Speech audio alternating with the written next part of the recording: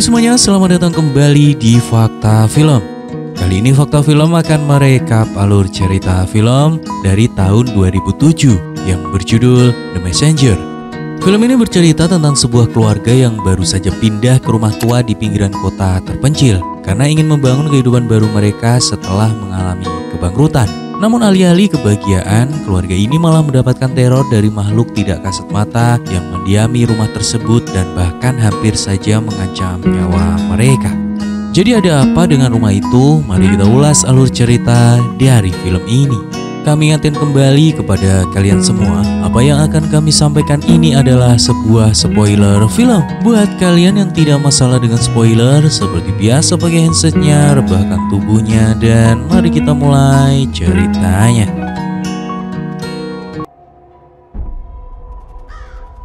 Di awal film, kita diperlihatkan dengan sebuah kejadian di rumah terpencil di wilayah North Dakota. Malam itu ada sebuah keluarga yang telah dibantai oleh sosok yang tidak diketahui wujudnya dengan sangat mengerikan. Seorang ibu yang bernama Mary tewas di kamarnya, sedangkan putrinya yang bernama Lindsay tewas di basement rumah, dan sementara anak laki-laki yang tersisa yaitu Michael bersembunyi di dalam lemari di dapur namun akhirnya harus tewas juga. Setelah kejadian tersebut membuat rumah itu kosong selama beberapa tahun, sampai pada akhirnya keluarga Ray Solomon yang berasal dari Chicago pindah ke rumah mengerikan tersebut untuk membangun kembali kehidupan mereka yang sempat berantakan dan bangkrut setelah putri mereka yang bernama Jess mengemudi dalam keadaan mabuk serta mengalami kecelakaan bersama Benny adiknya, di mana Benny harus dirawat di rumah sakit dan membuat keluarga Ray Solomon pun bangkrut untuk membayar semua tagihan rumah sakit dan Benny yang pada akhirnya menjadi bisu akibat trauma kecelakaan tersebut. Di sini Roy berencana untuk membangun bisnis barunya dan memulihkan kondisi ekonomi keluarga dengan menjadi petani kuaci. Sebenarnya mereka tidak begitu senang pindah ke rumah baru yang sangat terpencil dan juga sepi. Apalagi saat pertama kali datang, Jess sudah mengalami hal-hal aneh, di mana dia menemukan mainan usang milik Michael yang tiba-tiba saja bergerak dengan sendirinya. Ketika di awal-awal mereka menempati rumah tersebut, mereka menjalani hari-hari dengan normal, di mana mereka membersihkan rumah dan Roy mencoba memperbaiki mesin traktor. Beberapa saat kemudian datanglah seorang pria bernama Calby Price dari pihak bank lelang. Dia menawarkan pembelian kembali terhadap rumah lelang itu dengan tambahan bunga sebesar 15% dari harga Roy membelinya agar Roy bisa membeli rumah yang lebih baik. Namun tawaran tersebut ditolak mentah-mentah oleh Roy tanpa memberitahu istrinya terlebih dahulu. Roy pun merasa kalau tanah yang dibelinya sangatlah subur dan akan membawa nasib baik untuk keluarganya, dan dia pun menaruh harapan yang sangat besar di tanah tersebut untuk masa depan mereka. Seiring berjalannya waktu mereka tinggal di rumah tersebut, Benny pun mulai memperlihatkan gelagat yang tidak biasa seperti asik sendiri dengan dunianya. Padahal tanpa sepengetahuan orang tuanya maupun kakaknya, Benny sebenarnya mampu melihat makhluk halus yang tidak bisa dilihat oleh orang lain. Dia seringkali melihat sosok yang melayang dan merangkak di dalam rumahnya. Pada saat di kamar ibunya, Benny melihat ada sosok yang menakutkan yang terkadang muncul di dinding kamar yang selalu meninggalkan bercak noda. Padahal ibunya rajin sekali membersihkan setiap hari dinding itu yang dia kira noda karena tetesan air. Tetapi Benny di sini tidak bisa menceritakan apa yang dia lihat itu kepada ibunya yang dikarenakan dia bisu dan juga tidak ada yang bisa memahami bahasa isyarat dari Benny. Singkat cerita, Roy pun mulai menggarap lahannya dan pergi ke kota bersama Jess untuk membeli bibit bunga matahari. Kemudian ketika Jess berjalan-jalan di sekitar kota, dia berkenalan dengan seorang pria bernama Bobby. Mereka pun mengobrol cukup lama dan akhirnya berteman. Sekembalinya ke rumah, Jess lantas membantu ibunya memindahkan barang-barang yang tersisa ke dalam basement. Sedangkan di luar rumah, Roy terlihat ditemui kembali oleh Calby Price yang kembali memberikan tawaran kemarin kepada Roy. Tetapi seperti kemarin, Roy dengan tegas menolak tawaran tersebut untuk kedua kalinya. Saat berada di dalam basement, Jess tidak sengaja menemukan sebuah jam bandul yang terselip di lantai basement. Dan setelah mengambilnya, Jess mendengar sebuah suara bisikan-bisikan aneh yang membuatnya merasa ketakutan. Saat akan keluar dari basement, Jess tanpa sengaja melihat seekor burung gagak yang tiba-tiba muncul di dalam basement dan hampir saja menyerangnya. Bersamaan dengan itu, di luar rumah kawanan burung gagak datang menyerang Roy yang tengah memindahkan bibit bunga matahari dari mobil ke gudang. Untungnya ada seorang pria bernama John Freeware yang menolong Roy lepas dari serangan itu dengan menembakkan beberapa kali senapan ke arah udara untuk menakut-nakuti kawanan gagak yang tengah memakan bibit bunga matahari milik Roy. Setelah itu Roy berterima kasih kepada John dan pada akhirnya Roy mempekerjakan John untuk membantunya di ladang serta mengizinkannya tinggal di pondok kecil di sebelah rumah mereka. Akhirnya setelah adanya John membantu hari-hari mereka bekerja di ladang, hampir tidak memiliki kendala sama sekali. Bunga-bunga matahari pun mulai tumbuh besar dan mendekati waktunya untuk dipanen. Hingga di suatu siang tangan Roy terluka karena terkena mesin traktor miliknya dan Dennis kemudian membawanya ke rumah sakit, meninggalkan Jess serta Benny bersama John di rumah mereka. Di sana, Jess juga menyadari kalau kawanan gagak makin banyak berkumpul di rumah mereka. Kemudian saat malam tiba, teror mengerikan mulai terjadi di rumah tersebut. Setelah Jess mendengar suara hentakan kaki yang sangat keras dari lantai atas, semuanya menjadi kacau.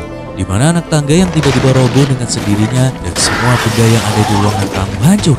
Serta Jess yang tiba-tiba ditarik oleh sosok yang tidak kasat mata, yang dimana itu sepertinya adalah arwah dari penghuni yang tewas dalam pembantaian beberapa tahun silam. Di tengah kepanikan tersebut, Jess pun lantas berusaha keluar dari rumah sementara John yang mendengar suara keributan segera mencarinya.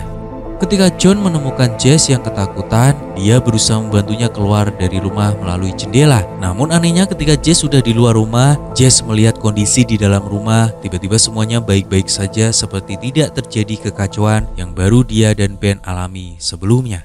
Di sini, Jess sempat menelepon polisi di mana saat diperiksa tidak ada hal yang aneh serta mencurigakan yang pada akhirnya laporan Jess dianggap sebagai alarm palsu dan juga tidak ada yang percaya dengan semua cerita Jess.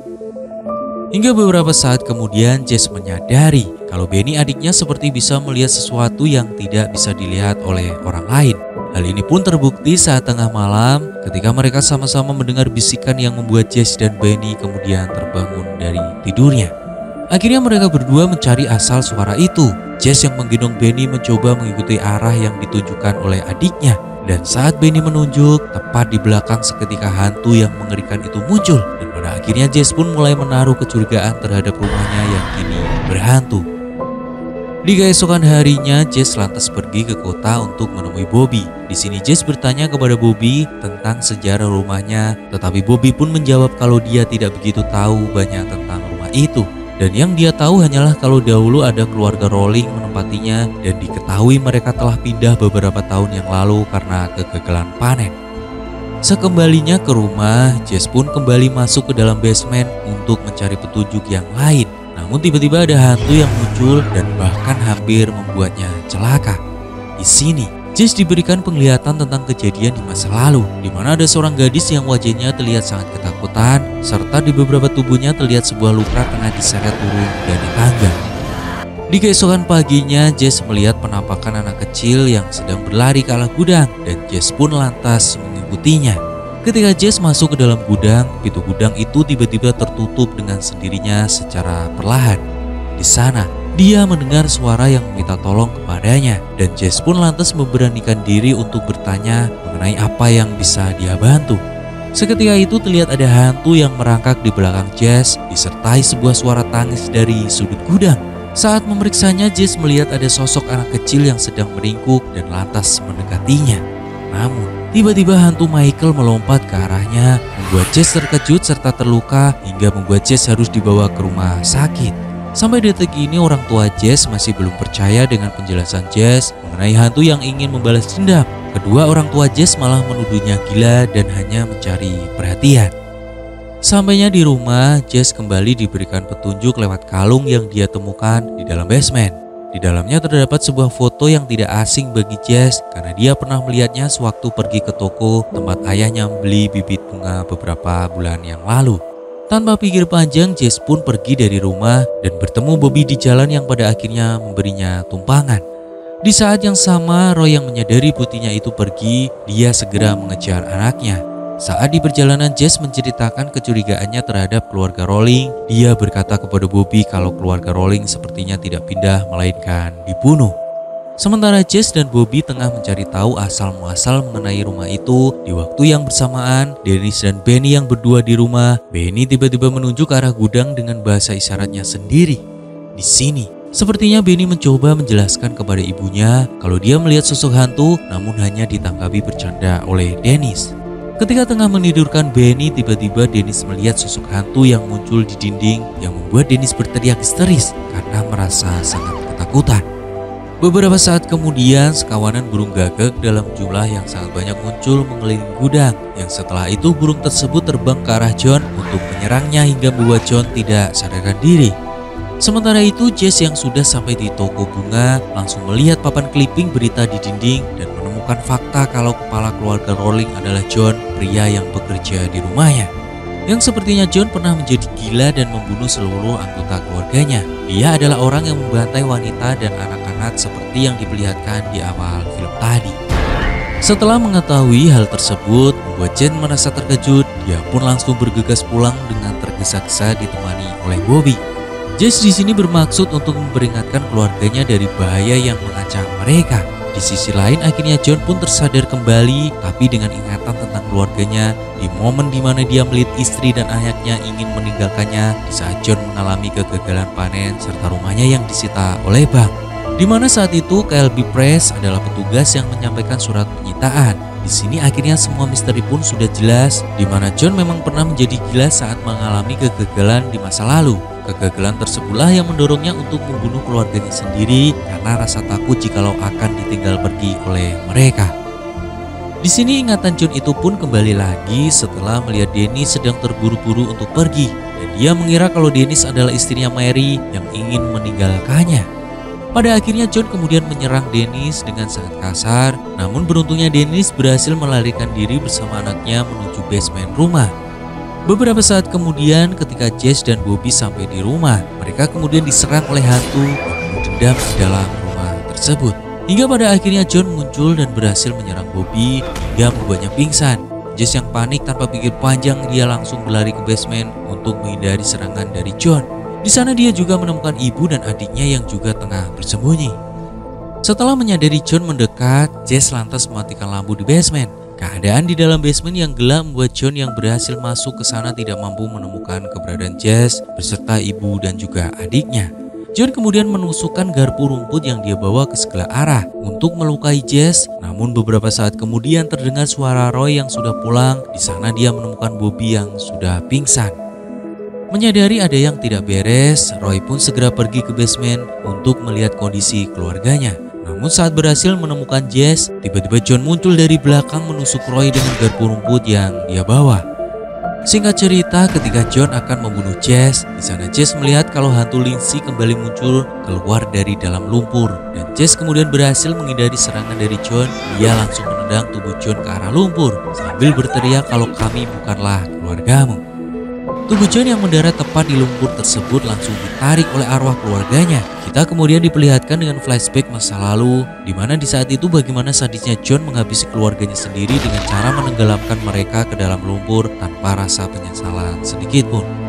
Akhirnya, teror itu pun berakhir. Setelah itu polisi dan para medis tiba dan Roy yang terluka kemudian langsung dilarikan ke rumah sakit untuk mendapatkan pertolongan. Singkat cerita, setelah teror mengerikan di rumah itu berakhir, semuanya kembali normal dan kebahagiaan mereka bertambah ketika Benny yang akhirnya mau bicara kembali. Serta Jess yang tidak akan merasakan kesepian lagi karena Bobby yang kini ikut bekerja di ladang mereka, dan film ini pun usai. The Messenger 2007 adalah film horor yang mengikuti kisah dari keluarga Solomon yang pindah ke rumah peternakan yang baru. Namun di sana mereka malah menemukan adanya kehadiran sosok misterius yang menyeramkan dan mulai meneror mereka. Meskipun berhasil membangun atmosfer mencekam dan memiliki beberapa momen horor yang cukup efektif, cerita film ini terkadang klise dan juga terasa sangat lambat. Tetapi semua itu sedikit tertutupi karena para aktor yang bermain di dalam film ini memberikan penampilan yang cukup solid. Meskipun pengembangan karakter-karakternya terasa sangat dangkal, film ini masih bisa menawarkan pengalaman menonton yang menarik bagi kalian penggemar film horor. Secara keseluruhan, kami memberikan nilai sebesar 7,6/10 dari keseluruhan alur cerita yang tersaji sepanjang film ini berlangsung. Terima kasih buat kalian semua yang telah mendengarkan alur cerita film ini dari awal hingga akhir. Buat kalian semua jangan lupa jaga kesehatan dan sampai jumpa lagi di cerita film horor selanjutnya.